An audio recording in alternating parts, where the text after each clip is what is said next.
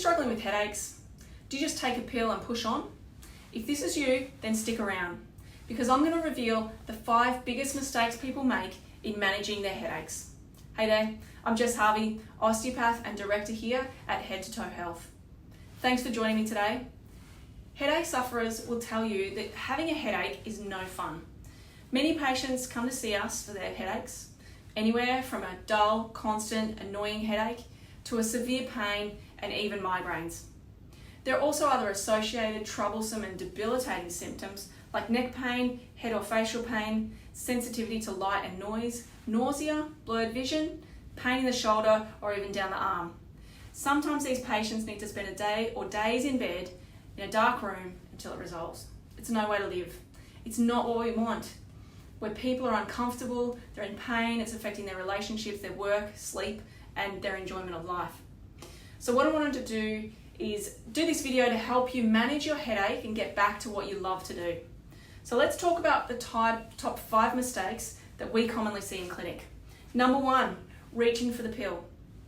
Taking painkillers for a headache is like putting a band-aid on a wound. It's like putting tape over the warning light on your car's dashboard. Short term, it may get you to where you need to go.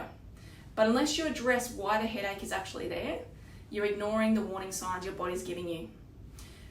While you're masking the symptoms, the underlying cause is festering away underneath and often comes back bigger and stronger next time. If this is you, keep watching, because I'm going to show you some other things that you can consider doing before reaching for medication. The second mistake we see is poor posture. This is such a common cause of headaches, and posture and movement is something that we guide our patients on every day. It'll minimize and help to eliminate their headaches. Poor posture can happen at the desk, watching TV, working in the garden, sitting at dinner talking to friends, or sleeping in unconventional pillows like on the couch or on a pillow that's not suitable. This can put more strain on the muscles and other structures than they're designed to take, overusing them, reducing blood flow, and causing pain.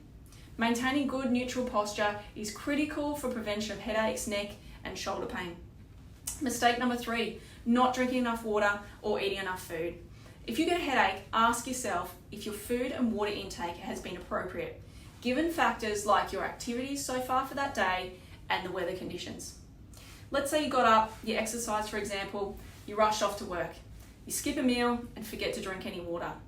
You could certainly end up with a headache in that situation.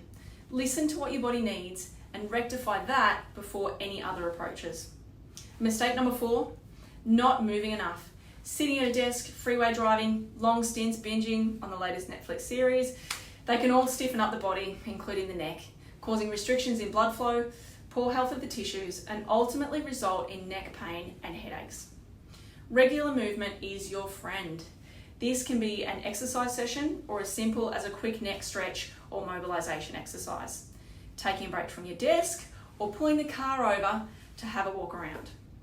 And the 5th mistake is not seeking support from a health professional early on. Delaying seeking help leaves you in pain for longer and can sometimes mean it takes longer to resolve.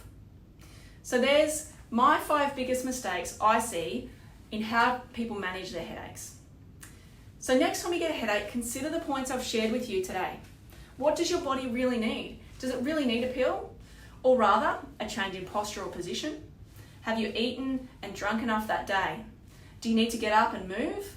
Or do you need to get treatment to get you back on track again? If you can relate to any of these, or if you have any further questions on how to manage your headaches or migraines, then leave a question in the comments or message me so we can help you reduce or even eliminate those pesky headaches.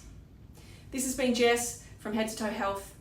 Thanks for joining me. I hope you found this information useful and can apply it to improve your world. Take care.